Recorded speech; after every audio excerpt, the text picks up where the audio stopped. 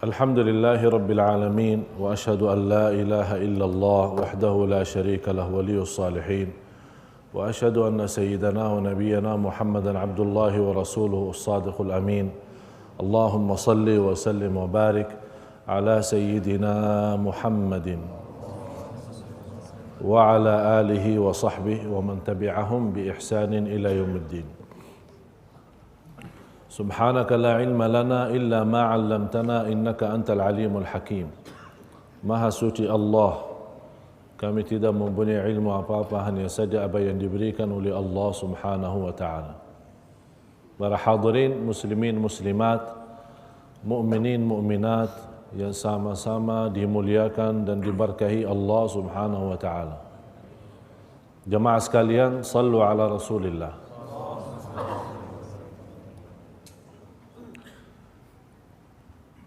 Sebelum saya mulai, saya ingatkan kembali untuk kita sama-sama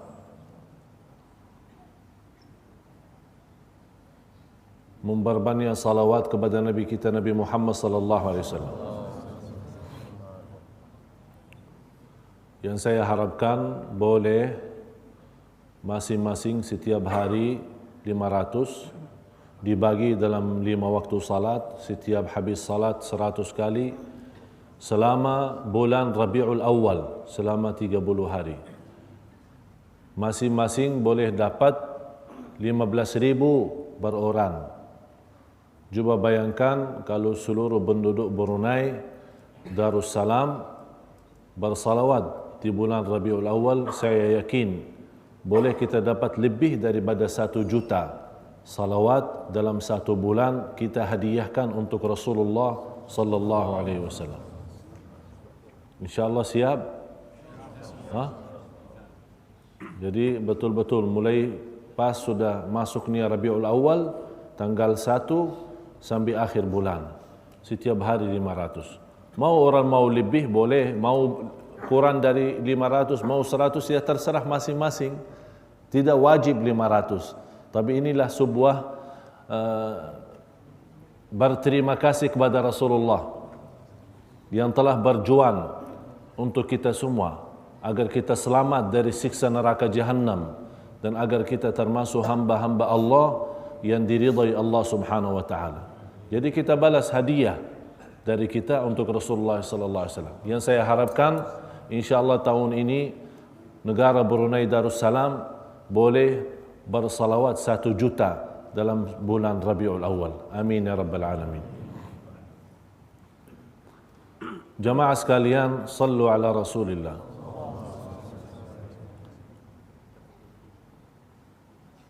Pertemuan yang lalu kita sudah sama-sama mempelajari kejadian cubaan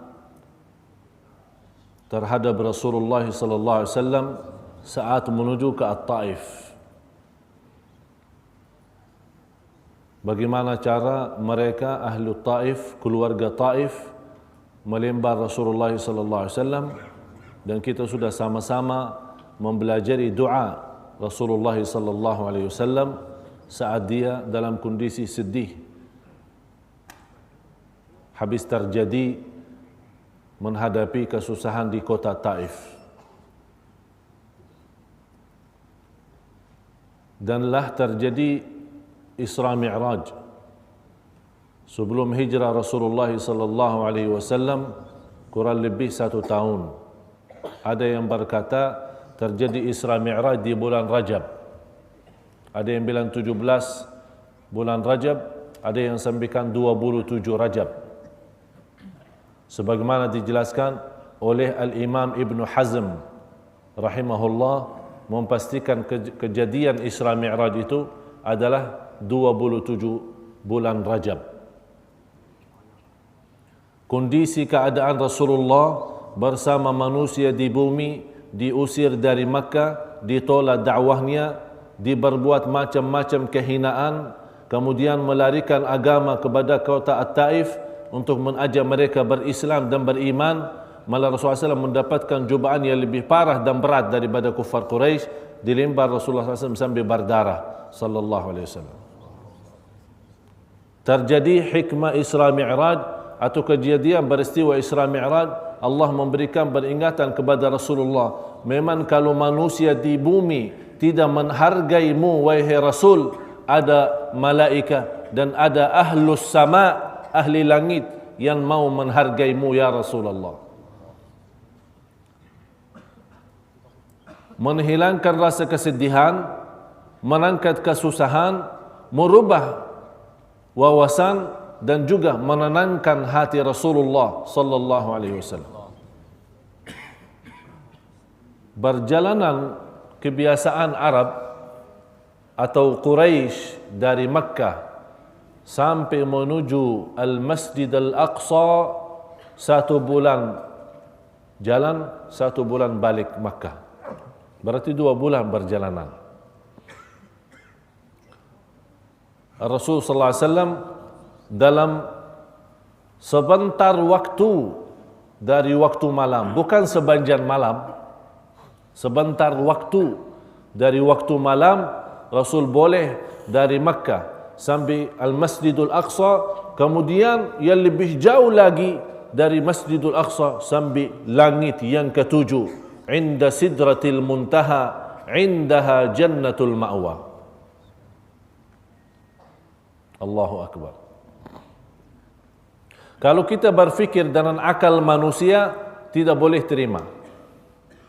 Mana boleh orang yang berjalanan dari Makkah Masjidul Aqsa 1 bulan, ini Rasulullah cuma sebentar saja.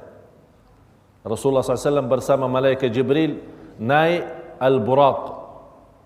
Al-Buraq itu sebuah binatang, ada yang berkata kuda, ada yang berkata di bawah kuda.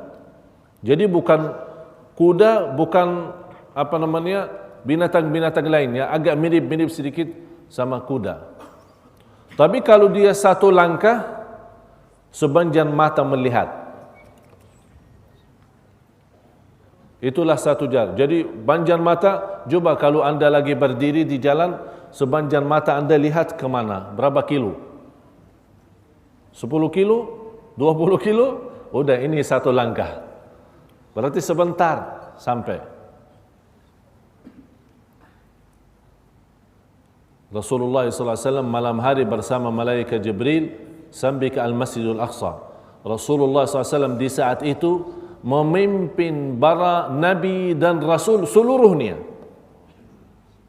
Ini di luar kekuasaan kita. Itu adalah kekuasaan Allah. Allah Maha mampu mengumpulkan seluruh para nabi dan rasul di Masjidul Aqsa, menunggu Rasulullah SAW datang dan Rasulullah mengimami mereka. Dan ada dasarnya di surat Ali Imran ayat 81 sama ayat 82. Wa idh akhadallahu mitsaqan nabiyyina lama ataitukum min kitabin wa hikmatin thumma ja'akum rasulun. Allah menjelaskan di ayat itu kedatangan Rasul saat berkumpul para nabi. Tafsiran ulama, berkumpul para nabi itu ada 2 kali. Yang pertama masih di alam ruh, belum diciptakan Allah Subhanahu wa taala apa-apa, mereka masih di alam ruh. Allah kumpulkan para nabi dan rasul dan mereka akui dan baiat kepada Rasulullah SAW sebagai rasul akhir zaman. Yang kedua di Masjidul Aqsa waktu Isra Mi'raj. Semua para nabi kumpul. Sejak Nabi Adam sampai akhir nabi. Dan Nabi Muhammad SAW mengimami mereka. Habis selesai itu namanya Isra. Jadi kalau dari timur ke barat atau dari utara ke selatan berjalanannya lurus, itu namanya Isra. Tapi kalau naik namanya Mi'raj. Habis selesai salat Rasulullah SAW, naik bersama malaikat Jibril. Dan tidak ada manusia selain Rasulullah yang boleh sampai ke posisi yang tertinggi di alam semesta ini. Hanya Rasul. Setiap sampai ke langit, ada satu riwayat, di riwayat Imam Ahmad dalam musnadnya, ada riwayat-riwayat yang lain, dijelaskan antara langit pertama sama langit yang kedua 500 tahun. Jaraknya berjalanan. Luasnya satu langit luasnya 500 tahun. Coba bayangkan berapa kita hitungkan. Tapi Rasulullah SAW boleh dalam sekejap waktu sebentar saja sampai. Setiap dapat masuk langit pertama yang namanya langit dunia, ada pintu-pintu. Malaikat Jibril tutup pintu, minta izin masuk. Ada juga kawal. Ini langit, jangan fikir kawal di bumi saja. Ada juga di langit ada kawal. Ada polisi, ada malaikat jaga. Ini tidak orang sembarangan tidak boleh masuk. Malaikat Jibril tutup pintu, minta izin masuk. Ditanya sama yang jaga, siapa? Dia jawab, saya Jibril, bersama saya Muhammad sallallahu alaihi wasallam. Langsung dibuka. Memang kami diizinkan dan diperintahkan untuk buka untuk Muhammad sallallahu alaihi wasallam. Naik. Rasulullah SAW berjumpa di langit yang pertama Nabi Adam. Nabi Adam ada cerita kalau beliau melihat ke sebelah kanan senang senyum. Begitu dia lihat ke sebelah kiri, maaf ya, sedih. Ditanya, Rasulullah SAW bertanya kepada malaikat Jibril, ini siapa? Ini Adam. Terus kenapa kalau dia lihat ke kanan senang, kalau lihat ke kiri nangis dan sedih? Kalau dia lihat ke sebelah kanan, dia melihat keturunannya yang masuk surga. Begitu senang dan bangga. Mudah-mudahan kita termasuk yang sudah dilihat oleh Nabi Adam. Kalau dia lihat ke sebelah kiri, melihat keturunan Nabi Adam yang sudah masuk neraka, na'udzubillah. Itu yang membuat beliau sedih dan nangis. Kemudian Rasulullah SAW mengucapkan Assalamu alaika. Malaikat Nabi Adam menjawab, Wa alaikassalam ayyuhal abdus salih wan nabiyyus salih. Terus naik lagi. Langit yang kedua. Jumpa di langit yang kedua Nabi Yahya dan Isa alaihi salam. Kemudian lanjut lagi. Naik Rasulullah SAW ke langit yang ketiga. Jumpa di situ adalah Nabi Idris. Ada riwayat Nabi Yusuf. Dan lebih sah dan lebih kuat Nabi Yusuf di langit yang ketiga. Sambil kata Rasulullah SAW, luar biasa bersinar mukanya Nabi Yusuf. Kemudian naik Rasulullah SAW bersama malaikat Jibril sampai ke langit yang keempat. Jumpa di langit yang keempat Nabi Idris. Kemudian naik lagi ke langit yang kelima, ketemu Nabi Harun. Di langit yang keenam ketemu Nabi Musa. Begitu Nabi Musa berjumpa dengan Nabi Muhammad sallallahu alaihi wasallam dan dia tahu inilah nabi akhir zaman, nabi yang terakhir. Nangis beliau. Ditanya kenapa nangis? Berkata beliau, karena ada seorang nabi datang sesudah aku, tapi umatnya lebih banyak masuk surga daripada umatku. Ini kata Nabi Musa. Memang lebih banyak jauh umat Nabi Muhammad SAW. Inilah salah satu kemuliaan umat yang terakhir di masa dan zaman, tapi umat yang pertama masuk surga Allah bersama Nabi Muhammad SAW. Naik lagi ke langit yang ketujuh, ketemu Nabi Ibrahim. Nabi Ibrahim lagi bersandar. Disandar apa? Al-Baitul Ma'mur. Al-Baitul Ma'mur macam Ka'bah. Posisinya Al-Baitul Ma'mur persis di atas Ka'bah. Rasul memberikan gambaran di Al-Baitul Ma'mur ada malaikat tawaf. Tidak pernah ada kosong, tidak pernah sepi. Setiap tawaf 70,000 malaikah yang sudah selesai tawaf. Ini kan antri kan, sudah selesai tawaf gantian ada malaikat baru. Yang sudah tawaf pertama tidak boleh dapat tawaf lagi sampai hari kiamat, karena masih banyak malaikat belum tawaf. Allahu Akbar. Allah Maha Kuasa, Allah Maha Agung. Allah punya banyak makhluk yang beribadah, Allah punya banyak makhluk yang berzikir, Allah punya banyak makhluk yang mengingatkan dan membesarkan, memuliakan dan mengagungkan Allah. Allah tidak perlu, sebenarnya tidak perlu kita. Kita yang memerlukan Allah. Oleh karena itu, manusia yang tidak beribadah kepada Allah, manusia yang tidak berzikir kepada Allah, manusia yang tidak bersujud karena Allah, manusia sombong. Ribuan malaikat mengagungkan Allah, membesarkan Allah subhanahu wa ta'ala. Habis itu, malaikat Jibril menserahkan Nabi Muhammad SAW sendiri naik. Kata Nabi Muhammad SAW, ikut sama saya, temanin sampai ke atas. Kata malaikat Jibril, "Lau tajawastu lahtaraktu, walau tajawasta lahtarakta." Kalau saya lewati lagi, saya akan terbakar. Kata malaikat Jibril. Karena sudah menyampai batas cahaya Allah di situ ada.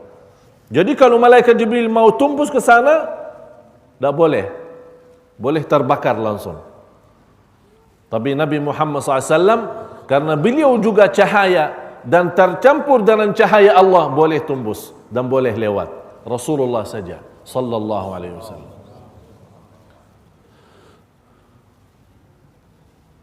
Di situ begitu Nabi Muhammad sallallahu alaihi wasallam naik, mengucapkan, apa ucapkan assalamualaikum? Kalau kita jumpa orang bilang assalamualaikum kan? Dia jawab waalaikumsalam. Tapi ini Nabi Muhammad jumpa Allah terus mengucapkan apa? Kalau bilang assalamualaikum, Allah assalam.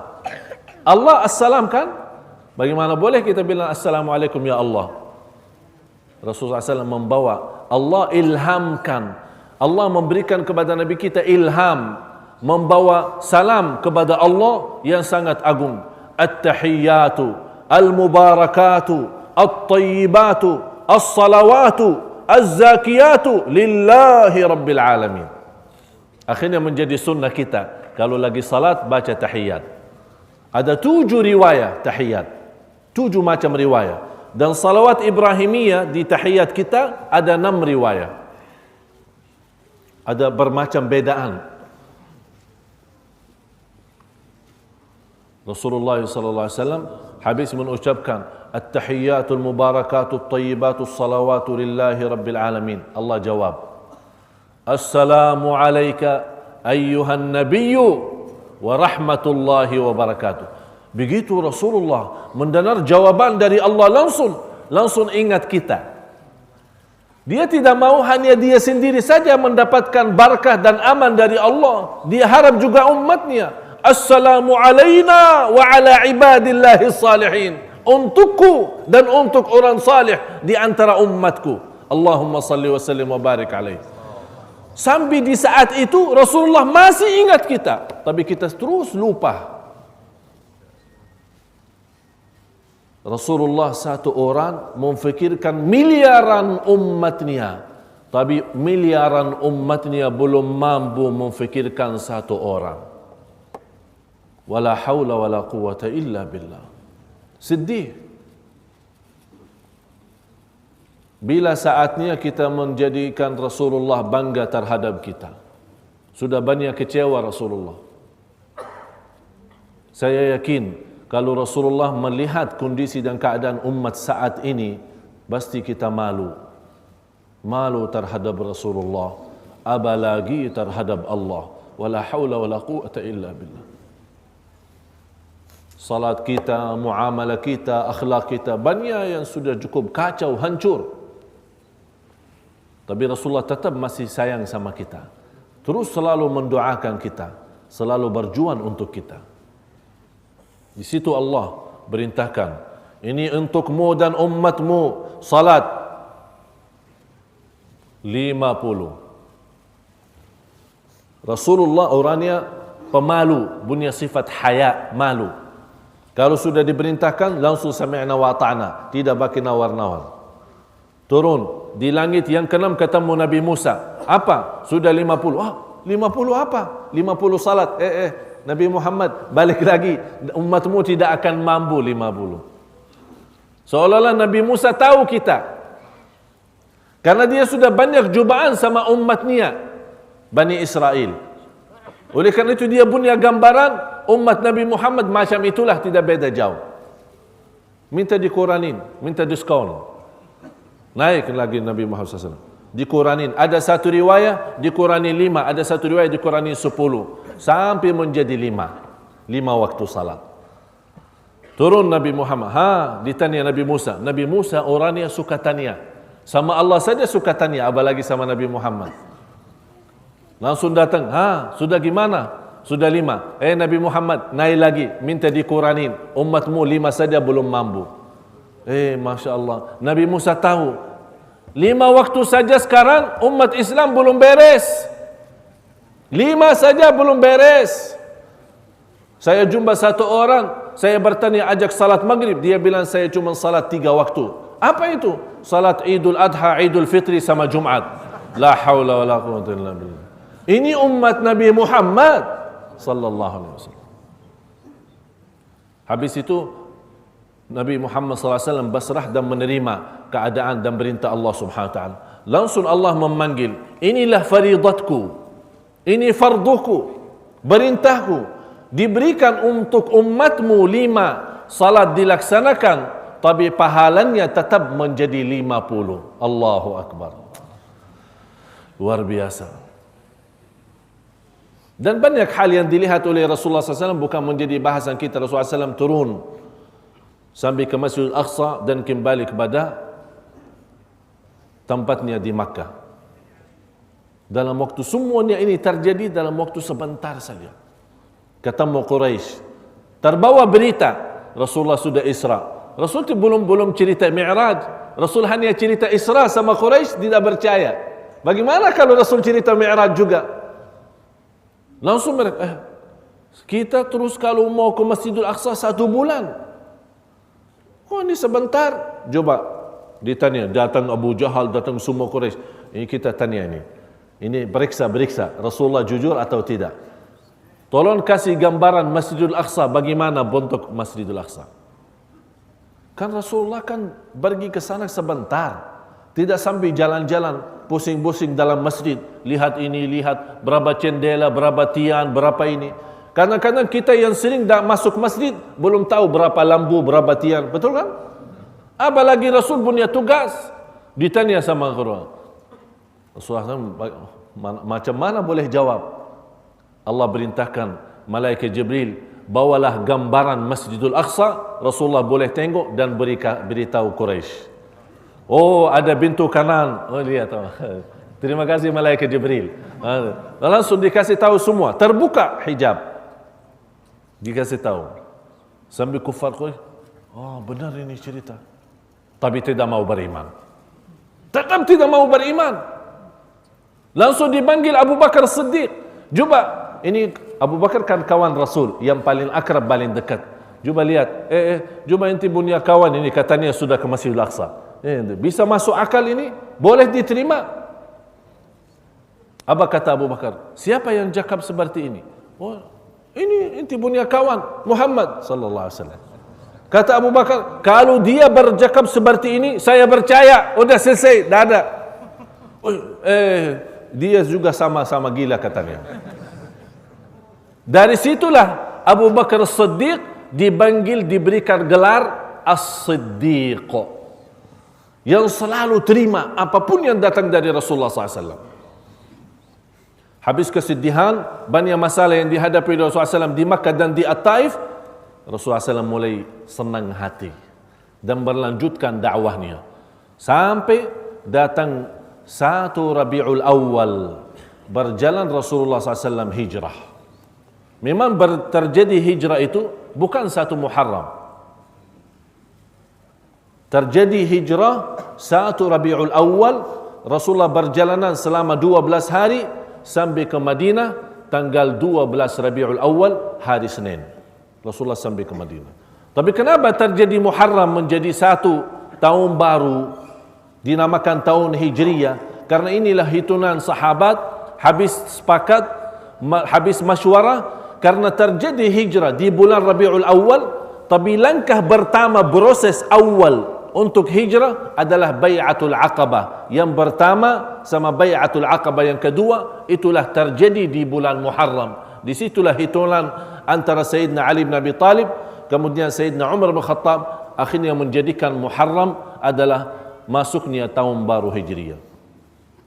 Perjalanan hijrah, beristiwa hijrah, sambil Rasulullah ke Madinah, apa yang terjadi, semua kita akan ceritakan lebih dalam, lebih lengkap lagi dalam pertemuan yang akan datang.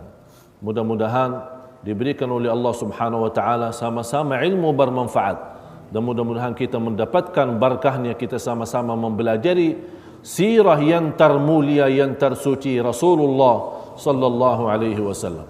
Inna Allah wa malaikatahu yusalluna 'alan nabi ya ayyuhalladzina amanu sallu alaihi wa sallimu taslima. Allahumma salli wa sallim wa barik على سيدنا محمد وعلى آله وصحبه وسلم والحمد لله رب العالمين.